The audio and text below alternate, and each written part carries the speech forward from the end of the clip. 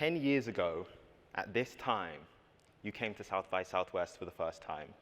Not as a speaker, No. as an attendee with your mom. So why don't you just take everyone back to that moment, explain where was Arlan Hamilton 10 years ago at South by Southwest? Ooh, so 10 years ago, I didn't even have a ticket to South by at all because we didn't have any money. But we rented a car for a couple of days, and I don't know how, maybe a credit card or something. And we slept, my mom and I, who's here, we slept in the car in the very, very cold parking lot of a hotel so that I could just walk around South by and just maybe meet someone who could help with the work that I was doing. And that was 10 years ago to this month. And for the past 6 years, I've been a featured speaker at South by. Yeah. Yeah. Very cool. Very cool. Very cool. Is that surreal for you? Like just knowing that where you started, and I'm sure there's people in the audience right now that are in a similar position of like, you're just trying to make something happen, you're looking for some inspiration and come in here, and now you're speaking in front of an audience here? Yeah, I don't know if it's surreal, because the reason it's not surreal is that I feel very tethered, and not in a bad way, but very rooted in that part of my life, because it was up until I was 35 that I was in that situation, and I'm 44. So it's more than 75% of my life. More than, it's like 80% of my life was that way of being. So I don't feel so far removed from it. I think it's, I call it like a pendulum swing, and it's just about momentum. And I feel like I've been able to get a lot of momentum, and because of the way I think of that, I think anyone in this room can do the same thing. Yeah. Wherever you are now, you can swing to where you want to be. You know, I love that you also give the context of your age at that time. Because I think so often I hear it from people of like, is it too late? Yeah. You know, I'm like, it's gone, it's happened. Yeah. 35 is when you came here, and now you're doing what you're doing now. And for some people, 35 is a baby. You know, like for some people that's like really silly to say. But for a lot of people, we have our quarter life crisis around 25. Then at 30, things get really weird too. And we feel like, I know for me specifically, I felt like, I didn't feel like a failure because I never thought of those terms. I think that's how I have done well, is to not think of myself as a failure no matter what's going on. But I felt so behind. I felt so like, I'm an adult at 30. I'm an adult. I barely have a place to live, never have any money, and I can't do anything for anybody in my family. And I just felt so lost at that time. And I meet so many people, like, what, you're 27, right? 27. And I'm just like thinking about, like, you could be my son, first of all. And second of all, like, you just, when people say, well, I'm out of time, or it's so late, and they're like 30 years old, or 35, or 40. Like, I think about Mark Cuban. I work with Mark Cuban. We have a multi-million-dollar joint venture, right? He's about 20 years older than I am, and he is living his best life. So I look forward to being that age. I don't like dread it. So if you're 25, if you're 30, if you're 40, if you're 50, like, you can still have the pendulum swing. Yeah. And it's, I think the cool thing, and even me just knowing you, is from that moment of feeling lost in that time, we just think about all of the things that you've accomplished since then, right? Yeah. The multi-million-dollar fund, what you're doing with your content now. Talk to me about the fund, raising that amount of money, and then of course, recently you made the decision to step back from that. Yeah. Talk to me just about that whole journey of that. Yeah. So I started 10 years ago. That's why I was here at South by. I was looking to raise a fund that would invest in the less than 10% that got invested in at the time. And, you know, those numbers haven't changed too much relatively. But I was looking to invest in women, people of color, LGBTQ+. I identified it as all three, still do. And I set out on this kind of almost impossible feat of going from being homeless on food stamps, barely making it, to raising $30 million. And the way that I did it, if anybody's interested, is I just did it, yeah, you're like, yeah, I'm interested, was one person at a time. It's a series of negotiations. And negotiations are conversations at the end of the day with other people. That's really it. It's either with one person or several people.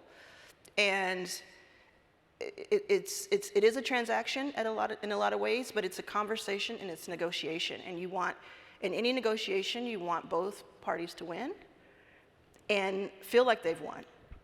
And that's what I learned over those years. So it was just, one $25,000 check at a time, one $50,000 check at a time. So it took incredible amounts of no's, and it took incredible amounts of meetings. But I eventually got to 30 million. Today we're raising a $200 million fund at Backstage, which is really awesome. And yeah, it's really great. It's and to your point of stepping down. So I worked on Backstage for 12 years. We've been official for 9.5, but I worked on it for 2.5 prior to that to get it started. And I found myself last year, after going through everything with COVID and going through 2 rounds of layoffs, and it seems like every time I'm at South by, I'm talking about a layoff, like a round of layoffs, but just going through everything and building it to 30 million and building it to a point where it can raise 200 million. We've invested in more than 200 companies. And we have 63 people have gone through our apprenticeship program. And one person said it was like graduating college, And so I felt last year that I had taken it so far, but it had so far to go. And I wanted it to be run by people who were incredibly hungry, not thirsty, which is what I say. People who were just so passionate about it every single morning, like I was 10 years ago. And it does run you down when you're kind of carrying the weight of the world with you as you go, for many reasons. And then to be really honest, and I don't think it's a problem if there's an issue here, we'll talk about it. But to be really honest, when Trump was elected for the second time, I just thought I can't carry this burden on my own anymore. I felt betrayed and I felt disillusioned, but I also felt like all of that was going to go away. That was going to be fine. It was more like, oh, it's time for me to kind of live my life. I felt like I had lived to make a way for other people for 12 years. And so I said, okay, we're going to combine those things of me wanting to go out and spread my wings, but wanting to have Backstage have a great potential future for our investors, for our founders, for the people who are watching us.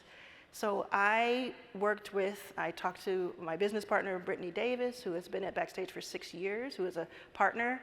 I talked to her and I said, is it okay if I step back and you step forward?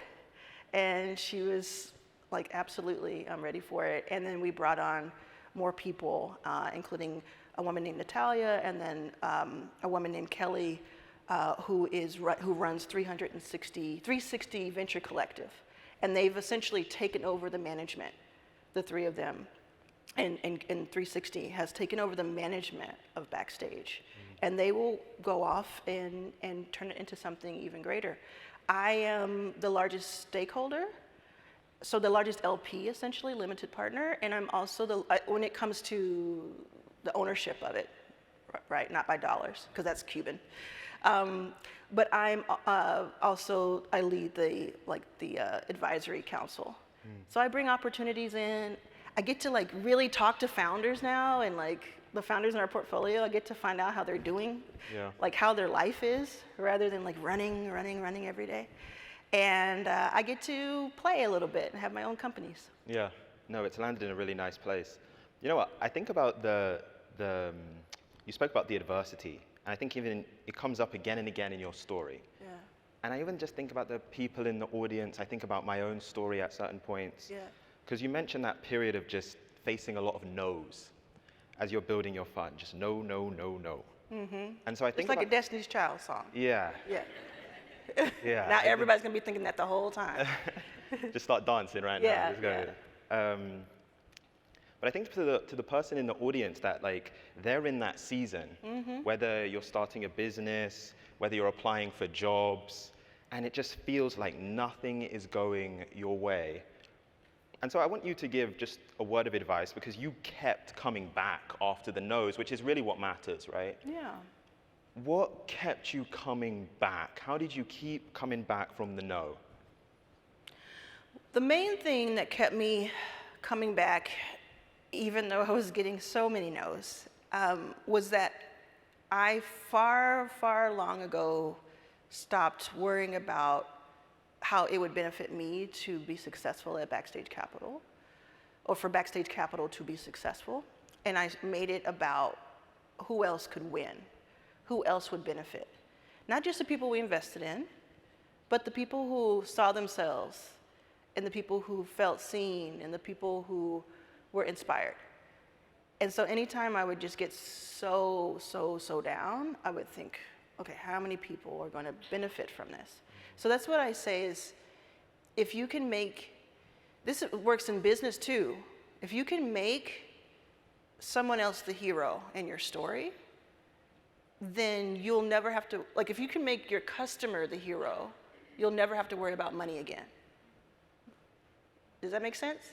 Because if you're constantly thinking of ways to benefit other people who are coming back to you for that service or that product or whatever it may be, then you'll just have this flywheel. And so that's what helped me. It also helped me to know from the very beginning, I knew that Backstage had to exist. I knew that it was right. I knew that it was wrong for white men to get all of the venture funding and angel funding in the country. It just didn't make any sense. And they knew it too, right? Most of our LPs are white men. They knew it too. So to have that kind of conviction, when you hear people say no, you think they're the ones who don't get it. And that's, I mean, look at your shirt. That's your brand. Stay delusional. Stay delusional. That's what it is. I've always talked about having a very healthy mix of delusion in the ingredients. Like I think you have to be delusional to get where. I think I said that in our interview that we have. We have a YouTube interview that has like 400,000 views. Yeah. But I think I did say that in the interview, that you have to be a little delusional or a lot. And so you have to kind of just barrel through anything that feels negative. Because the people who are telling you that it's not going to work, or that it doesn't work, or that's crazy, or that's stupid, what are they doing? What are they doing? We always talk about anybody who's doing that doesn't have, like anybody who's doing something doesn't have time to criticize you. But it's just true. It's like, what is the source? People come to me all the time and they say, well, this investor told me that I shouldn't do this. I shouldn't go back to my roots. I shouldn't do this on a smaller scale. And I always ask the same question. Did they invest in you? No. So if they didn't give birth to you, they don't pay your rent, or they didn't invest in you, why are you taking their advice? You can hear them and use what you'd like, but why take their advice? So I heard so many people say, no, you can't, it's this, it's that. I had so many of those stories, so many. I had to write 2 books because I had so many of those stories. But I just said, oh, that's their bad. You know what, you spoke about the thing that kept you going was almost that thought of like, who am I serving? Who are those people that I'm doing this for? Yeah. And so I'm sure you get this. I'm sure there's even people in the audience that have felt this. You want to start a business, or you want to start a side hustle, whatever the thing is, and there's that question of like, I don't know what to sell, or I don't know who my customer is, or who I'm doing this for. I think, to me, you've always been someone that's so mission-driven. So how can people start to go about that process of figuring out, like, who am I serving? Yeah, and I am mission-driven, but I'm also a venture capitalist. So I'm also I think the time for us being polite about making money is far gone. I think, so I do care about people, and I care about who I serve. But it's also about pricing yourself correctly, and it's also about making enough money so that you can do whatever you want with it, and then serve whomever you want in any way you want.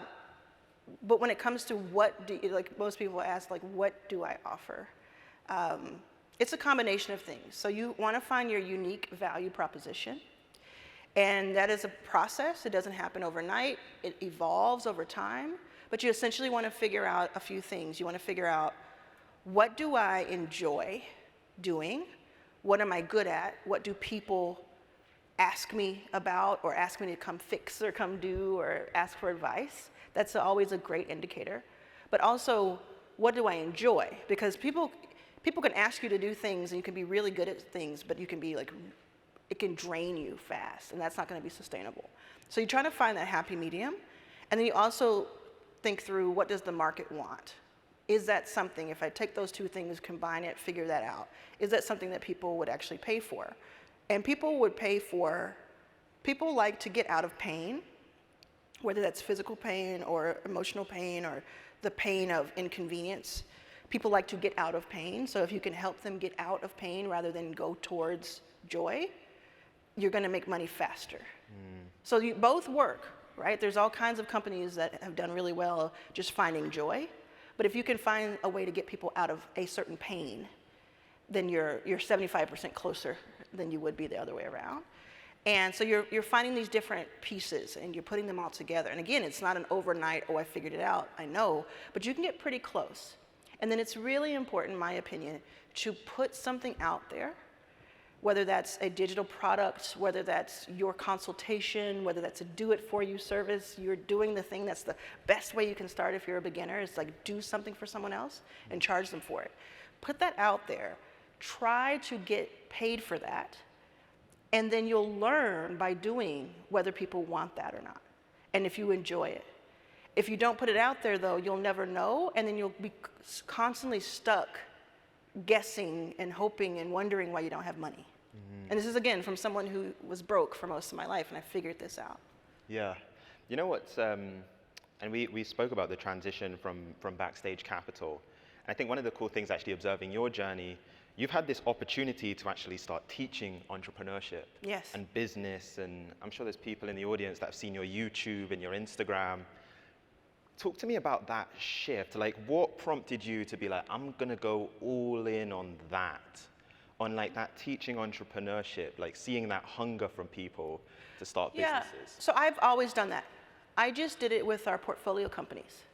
So I've always taught our portfolio companies at Backstage how to get more customers, what to offer, how to look at their offer and see if it's the right offer. All of that. I've always taught that, because once I learned it, I wanted more people to know about it. And then I thought, you know, there's so many resources for our portfolio. We're going to have even more now with the transition. It's going to be amazing. I want this to get to more people. And I hadn't really taken YouTube seriously. I had thought about it and known it was something, but I always thought it was for like entertainers or for certain things. I just didn't think it was for like the educational pocket. For some reason, even though there's YouTube University is where people get most of their information. YouTube is the second largest search engine in the world. So almost anything, and it's second to Google. So almost anything you want to learn, you can look it up. So it makes sense that information, doing an information channel is great. So I tried it for a while, for like a year, and it didn't, even though I had great content, it didn't really go anywhere. Because I made this big mistake that I think was a mistake. I paid for advertising. And I thought, if I can just get this great content in front of people, then they'll find it and they'll kind of come this way. When I stopped doing that, and when I stopped worrying about aesthetics, and I just popped up, opened my laptop, went on Zoom, wasn't even HD, and I just started talking to the camera and just giving my information and experience and knowledge, answering questions that have literally been asked of me, and answering questions that I had and overcame. That's when, you know, tens of thousands of people per day started finding me. And I gained 100,000 subscribers in 6 months. You know, like from July to From the end of July, or middle of July to the middle of January, I gained more than 100,000 subscribers. Yeah. Yeah. Thank you. Y'all watch me on YouTube? Y'all see me on YouTube? Go to it'saboutdamntime.com, and that now goes to my YouTube channel. It'saboutdamntime.com if you don't know it. Yeah. You know what? I want to, I had to ask this. Okay. I had to ask you this. I wanted to, we spoke about the no's and that period of no's. I know even from your story, there was moments you're sleeping in your car. You're Well, sleeping a rental, yeah. Yeah, you're sleeping in San Francisco airport. I think there's so many people that are in that season of like, it just feels like it's not going their way. Yeah. What was that moment when it almost felt like you got to draw breath? Like there was that first breakthrough, that first yes, whether it was an LP investing in your fund, Yeah. that first like, okay, we're going somewhere. There were a few little ones that really added up. I was still in dire straits at the time, but I remember when I saw that Stanford was doing a 2-week boot camp for VCs. I was in Pflugerville, actually, north of Austin, with my mom staying at an Airbnb that we were scraping together to be in. And I saw that that was happening, and it was so far removed from what I knew and understood, but I just knew I needed to go to Silicon Valley. I just knew I needed to be there. So getting into that, even though it was like $10,000 for me that I had to figure out how to pay, that I ended up paying. Getting into that was a moment of like hope. And then Chris Sacca, who was an investor, who invested in Uber and a lot of others, he gave like a $500 kickoff to like a crowdfund that I did to get in. Even, you know, I didn't raise the full 10, but I raised enough to get on a plane there. And so that was something. So I have to give them that shout out for sure. I have to give a shout out to Sam Altman. He helped in that as well. And so just like having these people know of me there was this moment. And then it was in September of 2015 that I got my first LP after almost 3 years of trying. Her name is Susan Kimberlin, and I met her at the Stanford boot camp. And for a few months, she didn't know I was homeless or anything, but we talked for a few months, and she gave me my first $25,000 to invest in someone else, and my first $25,000 to invest in myself. And that kicked off millions and millions of dollars. And she said, I don't know what you're going to do, but I know you're going to do something special, and I want to see that happen. So she took that chance, and I talk about being somebody else's first yes. You know, you don't have to do things for millions of people or thousands of people, but if you can be one person's yes, I'll pay for you to be at this conference, or yes, I'll get you an LLC, or I'll teach you this, or I'll make this phone call. That is if we all did that, that's so much more powerful than some billionaire walking in and saying, let me just throw money at you. Yeah, it's so good. No shade to billionaires. all good, they're fine. I love hearing it. I love hearing it. Okay, you know what? I'm really big on like, I want people to always walk away with something practical that they can do right after this. And so we spoke about your YouTube. Yeah. I was watching one of your videos on the flight on the way over here, and the teach, show, do framework. Yeah. When you mentioned that, I was like, that's it. Cool. We have to talk about that. So can you break that down for people, the teach, show, do framework? Teach, show, do. So this, you can imagine that the number one question I get asked, well, is will you invest in me or will you pay my rent? That's the number one question I get asked. No to the second is the answer. But I also just get asked, like, how do I make money, like, now? Does anybody want to know how to make money now? Okay, you walked in saying yes. So, by the way, if you are in my inner circle or mastermind or all access, we have some reserved seats for you up here, just FYI. Okay, you can choose one of the three in the next, let's call it this week, because you're at this conference right now, you want to enjoy yourself. You're going to choose teach, show, or do. Teach kind of makes sense. You're going to go back to the UVP we talked about, the unique value proposition. We're going to think through that a little bit. There's some questions you can ask that we talked about earlier. you're going to teach. So again, you're choosing between the three. You can teach something. Can I teach a 30-minute mini course that I can put online somewhere? There are multiple places you can put it online. Can I teach something? Can I, you know, do I already have something that I can bring back out of storage? The second is show. Show is, can I get on a Zoom or Google Meet and walk people through that thing I taught? So again, you're choosing one of the three. So can I walk them through? So just think of any of your hobbies, any of your interests, any of your skills that you know. If you know how to use Canva, for instance, there are a lot of people who don't. They don't know the 10 hacks that you may know, et cetera. If you know something about accounting, if you know something about crocheting, go on and on here. And again, the more pain you can take someone out of, the better. The show is, I'm going to walk you through it. I'm going to do a 60-minute workshop, and you pay $10, $20 to be on the workshop, or you don't pay anything, so more people come to it, and then I'm going to make an offer to you later. And then this is a very shortened version of this, by the way. And then the do is do it for you. So there are multiple things that you could do for somebody. Take it off their plate, and they would just pay you to be out of that pain, or they're running. You're at South by, you have, I don't know how many, hundreds of speakers. It's already happening here, but you know, if you run into a speaker, hey, do you want me to run and get you coffee? Do you want me to follow you today while you're doing your thing? I can go get your coffee, I can get your lunch, I can make sure that this, and this happens, I can help you get to your next location. You know, not everybody's going to be able to do that. Not everybody's going to be able to like walk up to somebody and say that, and they're going to say yes. But listen, I slept in the car to be here. Would do this today. I might even do this, like get like a film thing, like an undercover film thing, and just show you what I'm talking about. Because you don't have to have an audience to do this. So you think about the same topic, or the same interest, hobby, expertise, or just if you have an interest and not an expertise, but you're willing to learn about it. What do you do? Okay, I have an interest in this, but I don't know. I like photography, but I don't know exactly how to use this camera. I'm going to get this old camera. I have a $150, personally, old Minolta that I have, right?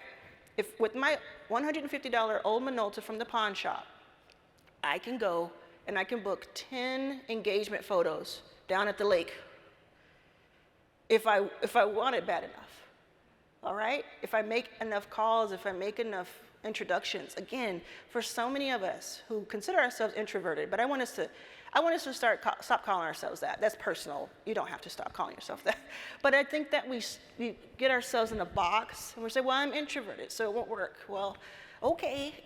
You still allergic to money, or what are we doing here?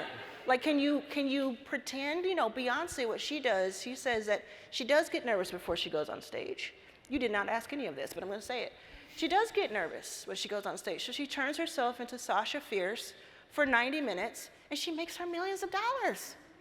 And then she goes back and she's like, oh, thank you. Can you fake it till you make it kind of thing? If it means I'm going to do this. And it doesn't mean to do that forever. You're thinking about, what can I do now? So for me, what game I would be playing, unless you were already compensated for being here from your company, is I would play a game of, how do I make my money back from being on this South by trip? How do I make my money back? Either now or when I get back home. It's a game. You know who else is playing a game of money? The most successful people you know. Most of them born on third base. No shade, but it's just truth. They're playing a game. When you start playing a game with this, things change. That's why I say be hungry, not thirsty. Don't come into it desperate. Don't come into it thirsty. Come into it, this is a game. They said no, oops, let me start over. So for some of us, it's like, oh, it's desperate times though, I gotta pay rent. Okay, has the way you've been doing it worked? Perhaps take my advice for a moment and see if that changes things. I love that. So anytime I'm stuck, I do that. I say, okay, what can I teach, show, or do? Yeah. No, I think it's so good. How can I make my money back from my South by Southwest ticket? Yeah. I love that. Yeah. And if you can do that once, you can do that 100 times. 100 times. And I'll come to you and ask you for advice. You know? It's just so true. It's just so true. We are told things. We are assuming things about ourselves. We are making stuff up about ourselves. All of that. And again, it's okay. But we can right now, to yourself, nobody has to hear it. You can say, oh, that's changing. You know, how many times have you said, I'm bad at, or I'm not good at that? How many times have you said that to? Oh, I'm not good at that. I'm not good at math. I'm not good at this. I'm not good on camera, so I can't do a YouTube channel. Even though YouTube pays both of us thousands of dollars a month to post. And it's free to start and can be done on a phone if you really want to. So if I'm sitting in the audience, or if I'm sitting here, and I'm like, oh, I'm not good on camera. I don't like the sound of my voice. Oh, I don't. Blah, blah, blah. But on the other side of all of that rejection of myself could potentially be money that I make by doing something I enjoy or come to enjoy. Maybe I'll just try it. And maybe in a month it didn't work, and I'll go back to kind of sitting here and being sad for myself. You know? Yeah. Like it's a little bit of tough love, but I could go much higher on the tough love scale. I can go much higher. This is like the softest tough love you're gonna get from me. Yeah. You know, can we talk about decisions for just a Yeah, second? yeah. Let's talk about decisions, because I think when you make decisions and you commit to the decision, things start to change. Your life starts to change. That's what I've seen. And so here's the thing that I wanted to know from you. Because I'm sure there's a lot of people that hear this and they hear what you're saying, or they listen to entrepreneurship, self-improvement content, and they're like, I'm going to do it. I'm going to start the business. I'm going to put out the offer. I'm going to start publishing content on the internet. And then it's like, okay, what's the thing I'm going to do? What's the offer? What's the skill? Yeah. And I know for so many people, I felt this when I was working, when I had a marketing job. We have so many skills, right? I can do marketing. I can do project management. I can do video. I can do editing. And so that decision of like, okay, this is the one thing I'm going to sell. This is the one thing I'm going to do. How does someone come to that? Because I see that causing a lot of procrastination, a lot of paralysis for people. Yeah, you don't have to make a decision today that you have to stick to for the rest of your life, or even for months or a year. Earlier, I talked about putting something out to market, putting something out there, so that not only you can hopefully make money from it, but you get that feedback. That if you don't get the feedback and the experience and oh, I shouldn't touch that hot stove, then you won't evolve. So you make a decision based on 80% knowing it's the right decision. As simple as that. You don't wait for a perfect decision. You make a decision, and you say, let's see what happens. Think of it as a science project, some sort of experiment. I'm going to try this. I think this is the right direction. I'm going to try it. I'm going to take the good parts from it, the good feedback, the things that I enjoyed, a combination of that. And I'm going to learn, oh, I'm not good at this today, or oh, I don't like that today. And I'm going to maybe cut that out of the next iteration. You can do a lot of A/B testing. So you may have one way of doing things, and you say, let me make a variation to that over here. So it could be on pricing. It could be on, maybe I'll do a lot of show, and then every once in a while, for the 10th person, I'll offer a do-it-for-you service and see if they take that, and even though it costs like 10 times more. Like you test, you're constantly in the lab, and you don't have to do that forever, but that's how you get to a decision. Because honestly, I was thinking about our conversation about your merch line, and you have such a high standard for, you ultimately, I think, want your customer and your viewer have the best. A perfect experience. Yeah, and I love that, and I think that that's what the designers, the best designers are that way. But they did start by putting something out there, and so I think that your way. I was thinking about this overnight. I think your way is the right way, and I think my way is the right way, and I think there's some combination of the two. It's like you should be on this mission for near perfection, not perfection, but near perfection. It should be like this quality that you feel proud of. But in that process, can we start at 80% and say, oh, like the sleeves are something, I'm gonna change the sleeves in the next iteration, or the color. So people are asking me for this and that. I'm telling all your business, but I know, yeah. Exposing me right now. But I just think, just as an example, I meet some people, and I meet them, and then I see them the next year at the same event or the same this or that, and I say, how's it going? They'll tell me the same story they told me the year prior about how they couldn't do something. And I'll ask them, why? What's going on? Well, I had to wait for this, or I had to wait for that, or I didn't get any investors, and I'm like, a year? That's 12 months. That's 52 weeks. That's 52 different iterations you could have done. A/B tests you could have done. If you do 52 A/B tests in a row, don't you think something's gonna work? Or at least you'll figure out, this isn't for me. Let me go over here. Like, I have a backup plan. Everybody have a backup? And my backup plan is I'm gonna work at the movie theater. Get to see movies for free. I like popcorn. And I can tear a ticket, and I can do the cashier stuff. So if the 52 iterations don't work, you got your backup plan. Get your backup plan together. Okay. Yeah. It's said from a person without children. I love it. Okay. You know what? We spoke about perfectionism. And I know I've definitely done that. I did that yesterday when we spoke. Yeah. I think a lot of people have said that. Like, no, I'm just a perfectionist. That's why it hasn't come out yet. Yeah. Perfectionist. Yeah. I wanted to talk about something else which I know holds people back. And that is the fear of failing in public. Uh-huh. That is the fear of, I'm going to start the thing, I'm going to post about it on my Instagram, on my Twitter, on my LinkedIn, and then it's not going to work out and everyone's going to see it and it's going to be humiliating. Yeah. Can you talk about that? How does one get past that? Because it feels so real, like everyone's going to see it. Everyone's going to see it. You are going to fail in public at some point. Okay, we're done? Good? Do you know how many times I've failed, quote unquote, failed in public? How many times I've been embarrassed in public? Are you kidding me? I started a water brand called Yacht Water. And I went out for the trademark. And I raised for it. I printed thousands of cans for it. And we lost the trademark war in the United States.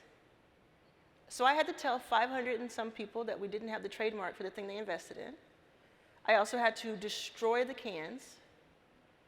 And I had to do all of this in front of the thousands, tens of thousands, hundreds of thousands of people watching me online who I bragged about it. Spoiler alert, we are trademark pending in 30 plus countries. So we're good. But for several months, anybody who doesn't like the sound of my voice or thinks that I'm a jerk or thinks that I'm this or that or a fraud or anybody had and did have plenty of space to say something. I talked about it so openly and for 7 months I talked about it with our investors. I put it out there because guess what? Every single one of them has had something that's happened. And if I was afraid to fail in public, I would not be sitting here right now. I would be homeless still. If I were, and I don't want to get too weird, but if I were still alive, I would be homeless, most likely. I would be a drunk, because I was a drunk until I was 36. I would be just devastated by the world, and anything could push me over.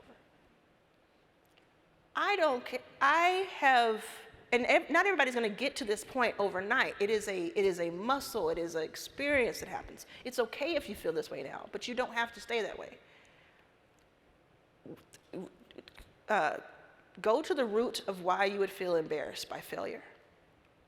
Ultimately, it's because, I don't want to be embarrassed. I don't want to feel like I said one thing and then the other thing happened. I don't want people to know that there's a weakness that I have. I don't want certain people to see me who I look up to, or I think that they're cool and they see me. Like, there's so many cool people who see me fail, who I think they're cool and they see me fail. But I go back to, what do we say? You know that phrase, the grass is always greener on the other side? Let me tell you why the grass is always greener on the other side. You ready? Because there's manure on that side. We don't know what people go through, the best of us. Now, we know some of the people who are the richest, we know what they're going through because they're showing their whatever out everywhere. But we don't know what people are going through. So when I go out there and I say, I messed up, what do I get? Instead of like pitchforks and angry, how dare you take my $200 and ruin it? I get, oh my God, thank you. That's going to help me with my trademark. I better go and get my trademark faster. I better do a better job because you messed up. Let me learn from that. That's what I got. Dozens of that. Dozens of, oh, that's okay. I wouldn't even known to do a trademark, or I wouldn't even known how to start a beverage line. How did you even do that? So when people are concerned about failing in public, go back to the root of why you would be concerned and go back to what would happen if it does work, or if this failure leads to the next success. Which is more important? The cool person that you think is cool but probably is not, thinking that you're cool but probably still talking crap about you behind your back, no matter how well you do, or you getting this out to the world, to the people who need it? It's interesting, actually. I remember a conversation with my mom, and the word that she told me, she said, everyone that you admire, they did the thing scared. So the athlete that you see on TV that dominates on the court, before he stepped out, he was probably nervous. He was scared. The musician, the actor, they were scared every single time. Yeah. They still did it. They talk about that, and your mother's right. She's right. They talk about doing it scared, like Beyonce, like we talked about earlier. He talked about doing it scared. What is Jesse Williams? He did his when he won a Webby. He said, "Scared, do it scared." That was his whole speech, because they did a 5-word speech. Scared, do it scared. Because I think it's scary to fail in public. I think that's kind of scary. But I also think it's scary to be homeless. I also think it's scary to be one paycheck away from not having anything and being scared. That's scary. That's scary. Like some cool kids not thinking I'm cool anymore. That ain't scary. That ain't scary. Yeah. You know what? You mentioned yacht water, and we've spoken about adversity. I actually think there's some great stories that come from adversity, and so I know there's actually a story behind how you came up with the yacht water, like the name. Mm-hmm. Can you talk about that? Can you share that with people? Oh, well, it came from a tweet in years ago. I can't remember what year it was, but Lolita Taub, who is an investor, she wrote, because she does a lot of tweets that are like asking for a friend or asking for an entrepreneur. Is that what you're talking about? Yeah. So she wrote, asking for a founder, what do you do if an investor ghosts you and then comes back, when you're doing well and wants to invest $100K or whatever? And I responded to that, you splash them with your yacht water. Because success is that greatest revenge, right? You splash them with your yacht water. Yeah. We get each other, yes. And so it's, because, as I'm sure they were expecting me to say something different if I was going to answer at all, which is like, you put together the great pitch and you go and you see if you can keep them on and whatever. And it's like, yeah, I mean, you should go back to the people you want to go back to. People are allowed to say no at first and come back and change their minds based on the data and the information. But also think about how people treat you. Is someone treating me poorly? Are they ghosting me? Ghosting you is a form of is a form of disrespect. And again, hungry, not thirsty. If you have to text somebody constantly for them to write you back, if you're always the one instigating the conversation, if they're always this, and then when they do talk to you, they're like, where you been? And they kind of gaslighting you. All of that, whether it's personal or business, is a form of disrespect, in my opinion. So yeah, that was just my off-the-cuff answer that ended up shipping a whole water brand. A whole water brand started from that. Yeah. You know what? We'll get into some of the questions in a second. Yeah. But I wanted to. We spoke about the fear of public failure, and there's one more thing that I had to give to people before we get to the questions, is that limiting belief of, oh, but I don't have an audience. I need an audience first before I can sell my offer, before I can sell my product, my business. And because I don't have that yet, I can't do this thing. Mm-hmm. What is your response to that? Because I see that holding people back. Of like, I'm not famous, I'm not Arlan Hamilton, I don't have a book, I'm not in magazines. Yeah. You know? Where did I say I started? I started, and I just did, and I went out there. Most of the people who are making a lot of money quietly don't have a large audience. That's just for sure these days. If you have any type of social presence whatsoever, if you have 30 people who follow you on Instagram, if you have any social presence on LinkedIn, any of that, then you do have an audience. You just don't consider it an audience because it's not big enough to you based on some lies that have been told to you. But if you have 100 people following you on LinkedIn, imagine how many people you have on LinkedIn, Instagram, etc. Imagine them all in one room. Put them all in one room in your mind. Would you walk away from that? Oh, I can't go out on that stage and talk to them. There's only a few of them. I can't do that. No, you say I'm going to go talk to those 30 people.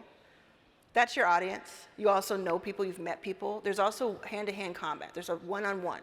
There is striking up a conversation, because going back to the beginning of this conversation, we talked about negotiation is just a series of conversations with other humans.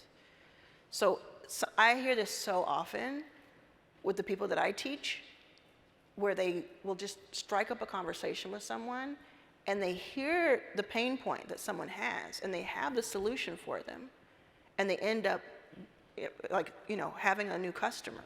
And as long as they can follow through on that, it's wonderful. So as long as you can talk to one person, you have an audience now of one, and then you can grow that. On YouTube, I had 2 books.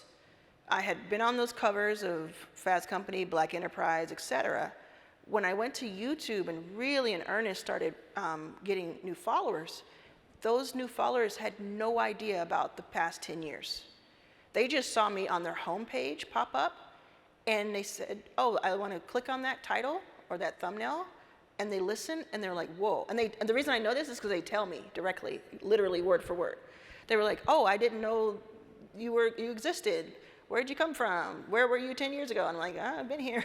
But they found me. So on YouTube specifically, like we are like a walking billboard for YouTube, because we both had such success on there. That's been organic, and it's just work, hard work, right?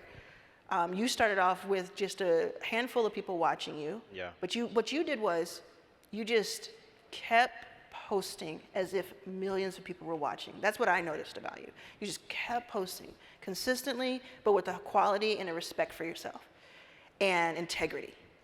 And then one day, one video, as my brother says, the YouTube gods prevailed. And one video sent me in July of last year. Just, has like 500,000 views now. And that's in the info space. So that's the equivalent of like 5 million views if I were Mr. Beast or something, right?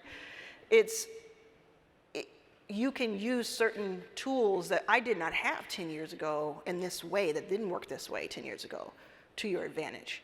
It's all a mindset shift. All of the answers is a mindset shift. Yeah. Yeah. And before we do questions, I do want to make sure that you get a free copy of Arlan's Revenue Playbook, my new book that I independently produced. This is actually, I'm sure you're going to talk about that, but You get a free copy if you go to arlansrevenueplaybook.com.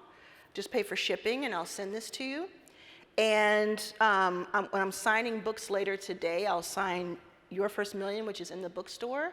And then I brought 15 of these to give out to the first 15 people in person. Okay. Yeah. You know what, just quickly on that point of the mindset shift. I remember we had a conversation recently with a guest, and she was so disillusioned because she had put out a piece of content and it underperformed. And she was telling me that the thing that she did, I thought this was so good. She went into ChatGPT. She said, okay, only 2,000 people watch this reel, or only 1,000 people watch this reel. ChatGPT, can you create a visual of what 1,000 people in a room looks like? And it will mock up this image of what 1,000 people is. It's like a theater. Yeah. And she said the second that she saw that, she was like, oh, okay. Yes. I am actually making progress. Yeah. I get so excited when people, because I teach about YouTube and I teach about making money and all that. I get so excited when my students and my clients come to me and they're like, I got 30 views on my long form video. Like 30 views? Let's look how many hours that is. Let's look at, That's a classroom. Let's go. They didn't know you before, and then they found you, and then they listened to you for like 10 minutes. Are you serious? Like, what would we have to do 10, 20 years ago to make that happen? We'd have to get signed. We'd have to get like discovered and put on a show. Now we can just press record. I don't want to be a commercial for YouTube, but you could just press record and then upload several of those, and then just learn 3 or 4 main things about thumbnails and titles and your hook, and then potentially have thousands of watch hours. Like, it's just insane. Like, if you put any good amount of time, and who was on YouTube has a YouTube channel that they actively post on. One person, Adam, woo, yeah. Be like Adam, okay? No one else has a YouTube channel that you post on? A couple people. Okay, we're gonna do this. Who wants to do this? Who wants to be part of this challenge we're gonna do? We're gonna challenge ourselves to start a YouTube channel, free. Start it, put some words on it, put a banner up, and we're gonna challenge ourselves to put one video up that's a long form. When I say long form, I mean 5 minutes or longer, and landscape. That's all we're gonna do. There are however many people here. Next year, I'm gonna say this right now, at least one person's gonna come up to me and say, I have 50,000 subscribers on YouTube, and I have made hundreds of thousands of dollars or tens of thousands of dollars on YouTube, not just from the AdSense, but from marketing my own company. If you have a business already, by the way, I think a lot of people are like, there may be a disconnect. If you already have a business, use YouTube to promote the business in a clever way. Talk about the pain point that you're solving in your business. Write down 3 or 4 things that your customers talk to you about or ask you about. Make a video about that. Study thumbnails and study titles and study hooks. Post a few of these videos. And just one person may watch the first few weeks. Let them, hi, new customer potentially. If you do this, but if you stop after 3 weeks because it was hard, it's so hard. Then okay, we're gonna come right back to where we are right now, right? We're gonna be right back to where we are. How many people here will do the challenge? Yes. I cannot wait. Go to my channel and post the link to your channel in one of the comments in my latest videos. I see every comment. I cannot wait for you to do it. I think for some people, it will change everything for you. I talk about it a lot in this book, by the way. So when you get the book, you can read through and just know kind of the steps too of how to do that. Because I just think wouldn't you agree?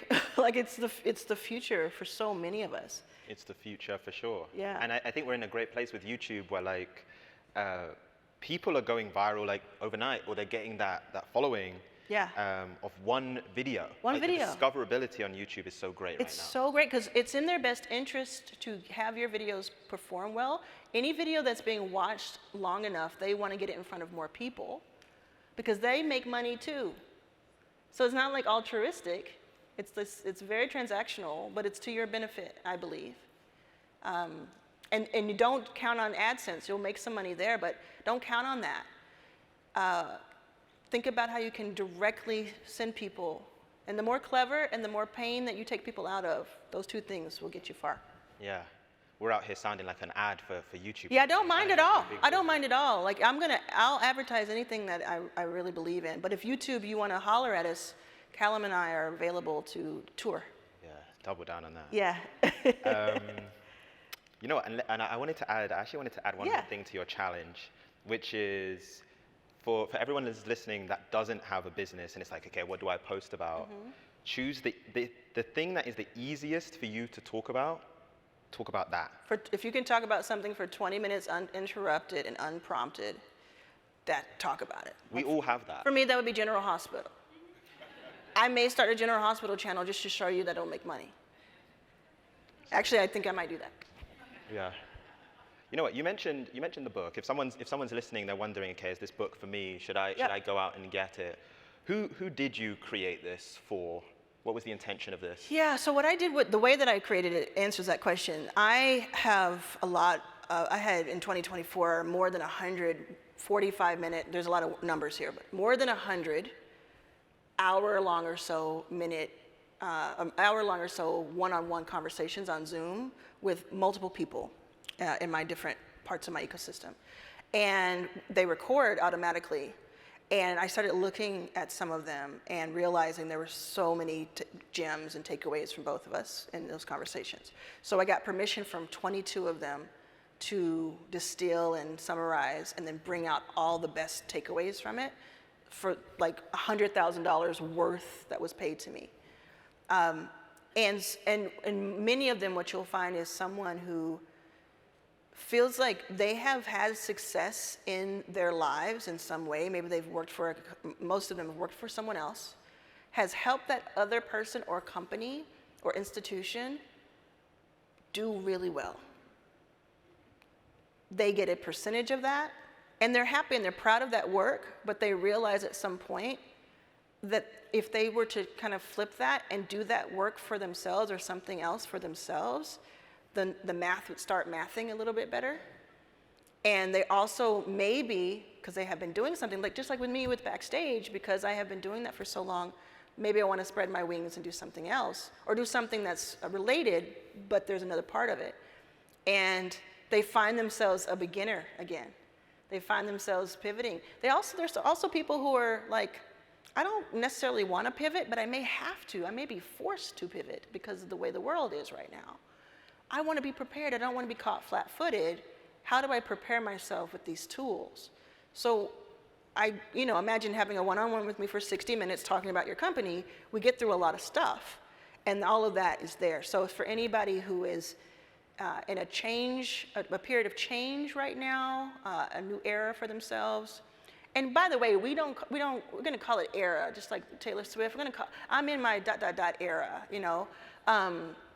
I was going to be in my villain era in November, but I switched it up and I got more positive. But it's really for people who either they're beginners, and this will help them figure stuff out, like what to offer, who to offer it to, where to find the traffic to get people to actually come see it. Or they're pivoting and they feel like beginners in this space, in the space of the teach, show, do.